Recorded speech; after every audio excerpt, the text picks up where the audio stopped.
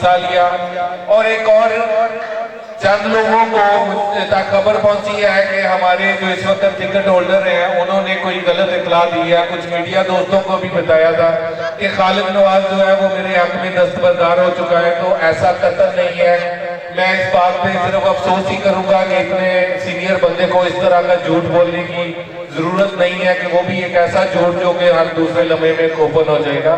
تو میں کلیئر کر دوں کہ میں پی ٹی آئی کے ساتھ ہوں، میں عمران خان صاحب کے ساتھ ہوں، اور عمران خان صاحب نے ہی ہمیں ریویو کا حق دیا ہے، نہ صرف ریویو کا حق دیا ہے بلکہ انہوں نے اپنی دی ہوئی ٹکٹوں میں سے 18 ٹکٹ چینج کر کے یہ بتا دیا ہے کہ مجھ سے اگر غلطی ہوئی ہے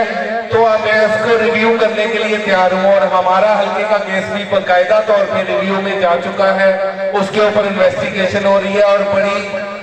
باموثوق ذرائع سے یہ انفارمیشن ملی تھی کہ یہ ٹکٹ ایشو کرتے وقت خان صاحب کے علم میں ہی نہیں تھا کہ یہ چودھری سرور کا بھائی ہے،